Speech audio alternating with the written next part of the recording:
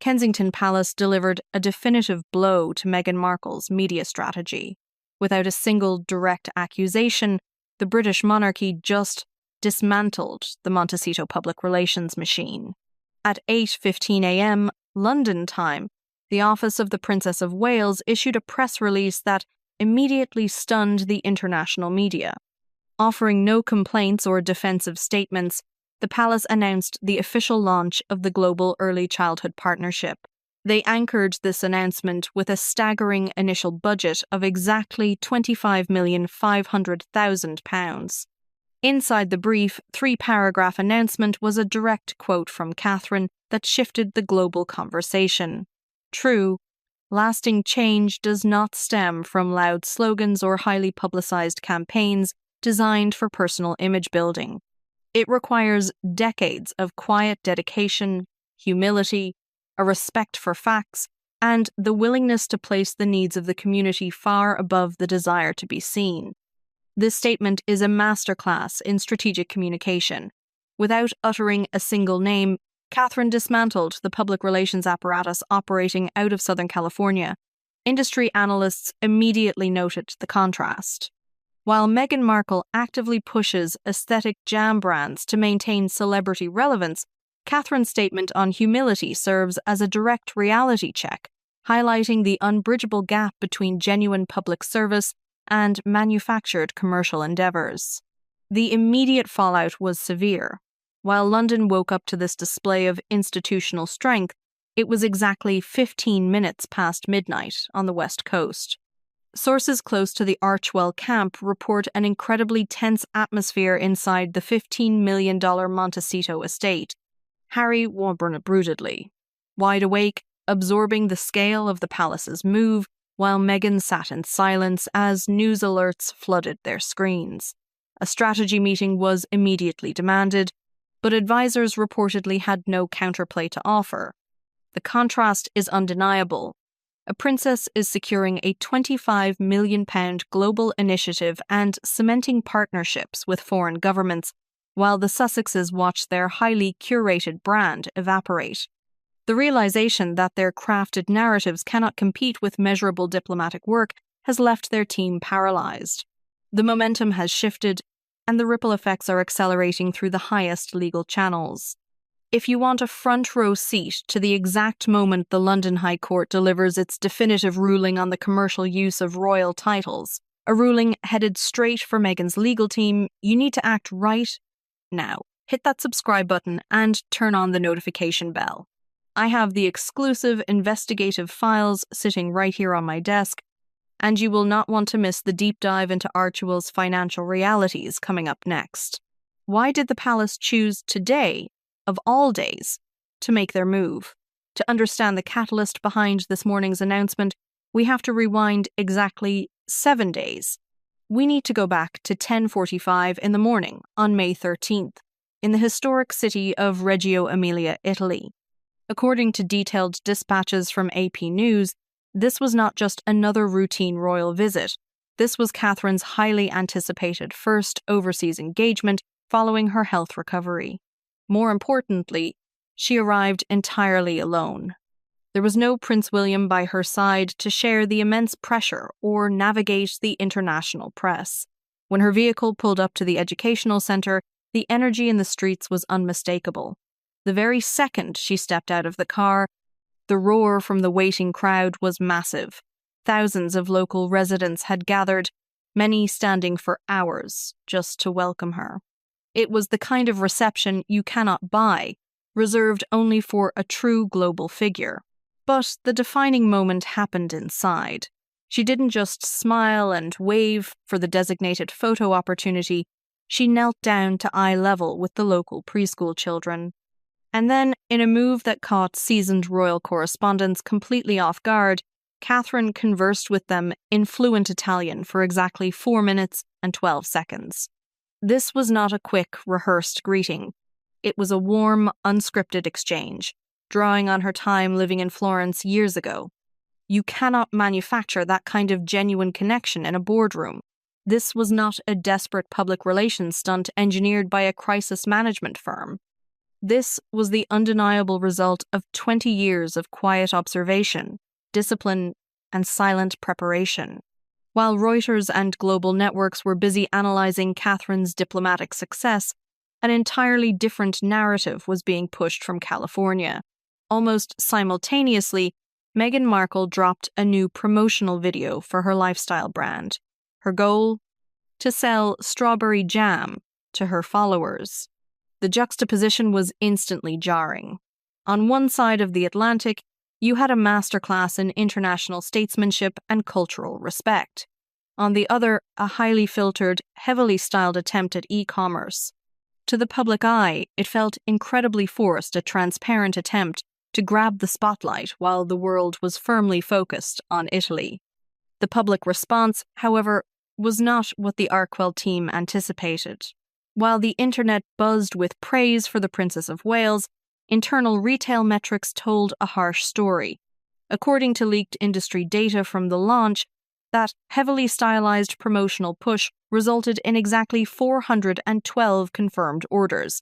Just 412 for an operation that relies entirely on massive global celebrity influence to secure investors. Those numbers are a glaring red flag. What was likely intended as a clever distraction quickly morphed into a glaring misstep. The sheer effort to remain in the headlines became painfully obvious. Behind closed doors, what started as a desire to compete for attention rapidly shifted into an atmosphere of undeniable panic. And, as we will soon see, that very panic would lead them to make a much more dangerous mistake just 24 hours later. When individuals feel completely cornered, their reactions often become erratic and intensely unpredictable. Watching their carefully curated lifestyle brand fail to gain traction, while Catherine commanded the global stage, the Montecito camp desperately needed a distraction. And in their rush to reclaim the narrative, they made a profound miscalculation. They stepped over an absolute constitutional red line. Let us look closely at the events of May 14th. At exactly 2 o'clock in the afternoon, King Charles arrived in the Golders Green neighbourhood of London. He was there to personally meet with members of the local Jewish community, offering quiet, steady support following a period of profound social anxiety and unrest.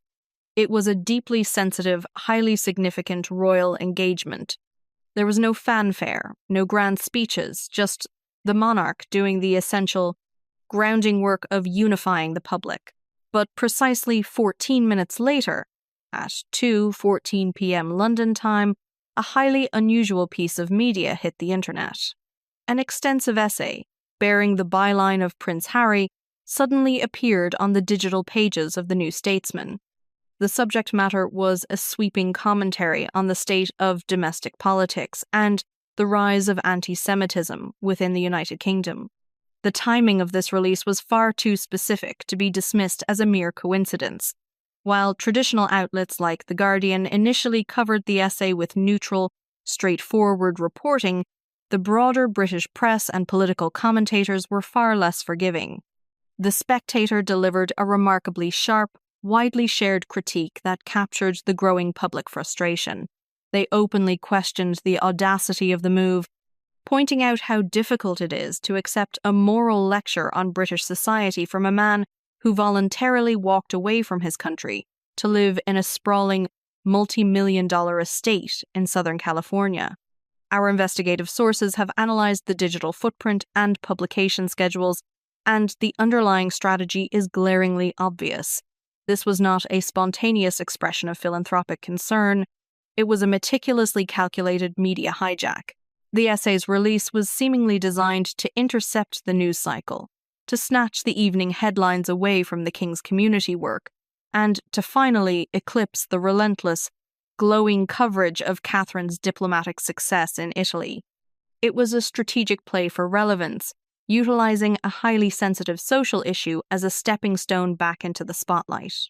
However, in their absolute desperation to control the media narrative, Harry and his advisory team forgot the most fundamental, unbreakable rule of the institution they left behind. The British monarchy survives entirely on its strict political neutrality. Royals simply do not involve themselves in partisan debates or publish politically charged manifestos in opinion magazines. By crossing into this territory, Harry did much more than just irritate the institution. He created a severe constitutional headache. He blurred the lines between celebrity activism and royal authority. And in doing so, he made a fatal strategic error. He handed the palace the exact justification they had been waiting for. In his frantic attempt to outsmart the system and dominate the front pages, he inadvertently gave the monarchy the ultimate, undeniable reason to permanently step in. He did not just lose the media cycle that afternoon, he handed the establishment the exact leverage needed to close the door for good. There is a distinct difference between testing the patience of a family and actively provoking a constitutional establishment that has endured for centuries. By stepping directly into the political arena, that boundary was irrevocably crossed. At exactly 8 o'clock in the evening on May 19th, the heavy oak doors at Clarence House firmly closed. The era of endless tolerance had officially reached its expiration date. Inside that highly secure room were King Charles, Prince William, and the monarchy's top-tier legal advisors. According to deeply connected sources, the atmosphere was strictly business. This was not a father and a brother discussing a personal rift. All family sentiment, all lingering hopes for a quiet reconciliation, were left out in the hallway. This was an executive crisis summit, and it was executed with absolute precision. The meeting lasted for exactly 48 minutes. When an institution of this magnitude decides to finally move, it does not waste hours debating. The evidence of political overreach was already published for the world to see. All that remained was finalizing the institutional response. The strategy authorized during those 48 minutes was a brilliant display of quiet, undeniable authority. The palace firmly decided against issuing any sort of emotional public reprimand. There would be no defensive press releases, no leaked complaints, and absolutely no public argument that could be twisted into a daytime television spectacle. Instead, they chose an approach best described as an iron fist wrapped in a velvet glove. The mandate was clear and immediate. Initiate the formal, legal, and administrative protocols necessary to completely and permanently isolate the Sussex operation. They chose to respond not with angry words, but with the cold, undeniable weight of institutional bureaucracy. Meanwhile, on the West Coast, the absolute silence radiating from London was deafening. And for a public relations team that relies on constant media feedback, that silence was terrifying. The Archewell camp had likely anticipated some form of public pushback, a scolding statement they could easily spin into another narrative of being misunderstood or silenced. Instead, they were met with an impenetrable wall of nothingness. Information leaking from the Montecito estate describes an environment of absolute chaos as the night wore on. Without an active opponent to publicly fight, the internal operation began to turn on itself. According to insiders, the mounting pressure culminated in a late-night strategy confrontation. Meghan reportedly lost her composure entirely, striking the table in sheer frustration as the reality of their media failure set in. By the early hours of the morning, 2 senior public relations specialists had been abruptly fired. Their inability to control the shifting public narrative or predict the palace's next move had cost them their positions. The California team was flying completely blind. The media cycle they had tried so desperately to hijack had slipped entirely out of their grasp. They could feel the temperature dropping and the atmospheric pressure shifting. They knew with absolute certainty that a massive institutional storm was gathering across the ocean. But because the palace had executed a perfect communication blackout, the team in Montecito had absolutely no idea where, when, or how hard the lightning was going to strike. When the British establishment quietly unplugs your political influence, Wall Street is never far behind to cut the financial cord. You might think that needing $6 million a year just to cover basic living expenses in Southern California is an astronomical figure. But that is merely the baseline. If you want to understand the true scale of the panic happening right now, you need to look at the staggering debt rapidly closing in on them. According to sharp analysis circulating among financial insiders, mirroring the data-driven reporting often found in the Wall Street Journal and Bloomberg, the reality inside the Archewell business structure is a far cry from the effortless billionaire lifestyle it projects to the public. The operational burn rate is incredibly high. To maintain the sprawling estate, the round-the-clock private security detail, and the relentless public relations machinery, the cash must continuously flow. But that vital financial pipeline is drying up. Right now, a crucial production contract, valued at exactly $10,450,000, is reportedly hanging by a thread. Hollywood studios do not operate as charities. They demand a solid return on their investment. After years of highly publicized announcements followed by endlessly delayed projects and underwhelming content, corporate patience has worn incredibly thin. Industry sources suggest that major streaming executives are quietly preparing to cut their losses. You simply cannot maintain the relentless, massive monthly payments on a $15 million Montecito mortgage when your primary corporate investors are backing away from the table. The financial math simply no longer adds up. The cash reserves are reportedly draining fast, and the pressure to generate immediate, substantial revenue has reached a boiling point inside that house. This mounting financial anxiety perfectly explains the latest, highly suspicious rumor currently leaking out of their camp. Suddenly, there is intense chatter across the entertainment media about Meghan and Harry planning a lavish vow renewal ceremony. Let us pause and look at this logically. Why would a couple who already had one of the most globally televised, multi-million-dollar weddings in modern history suddenly feel the need to renew their vows in front of the cameras? The answer has absolutely nothing to do with romance and everything to do with creating sellable inventory. When your lifestyle brand fails to generate meaningful sales and your production deals are stalling out, you are forced to manufacture your own content from scratch.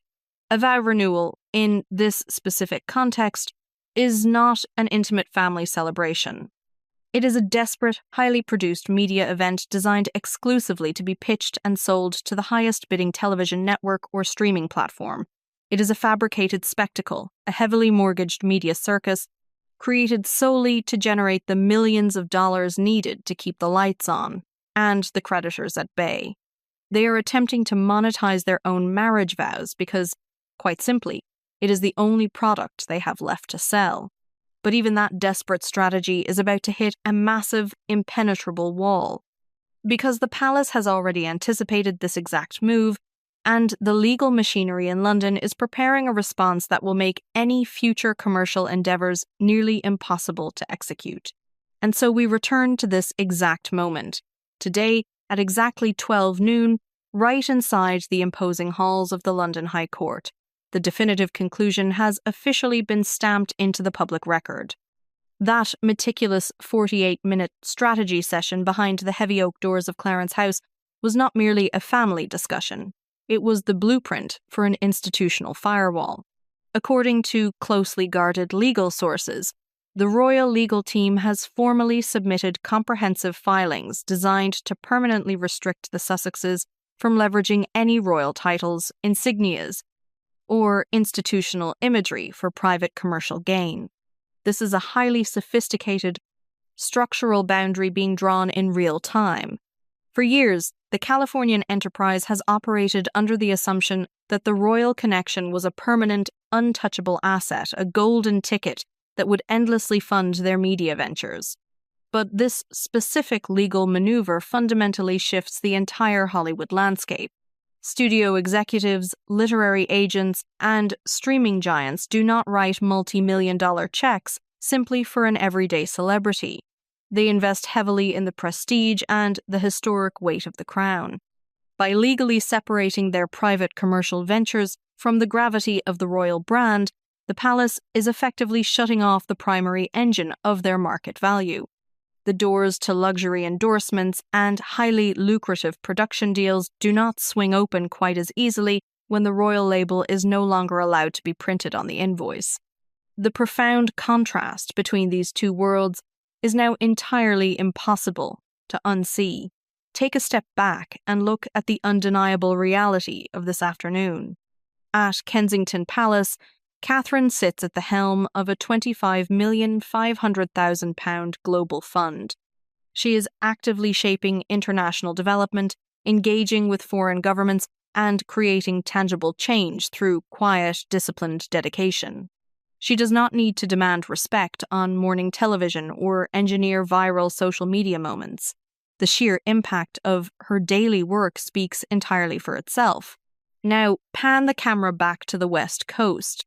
Meghan finds herself isolated in a sprawling, heavily mortgaged estate, frantically trying to figure out how to maintain a billionaire lifestyle built entirely on fading headlines. Instead of leading global diplomatic initiatives, she is surrounded by promotional lifestyle products that the broader market largely ignored, while facing a mountain of operational bills that demand immediate attention. It is a stunning, sobering display of what happens when the relentless pursuit of celebrity overtakes the actual substance of public duty. This brings us to a fundamental, unspoken truth about the British monarchy. They never actually needed to engage in a messy public shouting match. They did not need to leak angry rebuttals or sit down for highly emotional, exclusive television interviews to defend their legacy. The institution understands that they only need to keep doing the work, keep showing up, and keep moving forward. In the end, the sheer, undeniable contrast in behavior is what finishes the conversation. When genuine duty is placed directly next to manufactured public relations, the public makes up its own mind. The board has been cleared. Checkmate. Meghan Markle. Thank you for joining us for this exclusive investigative report. Make sure your subscribe button is hit and your notifications are turned on, because tonight at exactly 8 o'clock, we are opening up the financial dossiers to track exactly where the Archewell money has really been flowing. You absolutely will not want to miss it.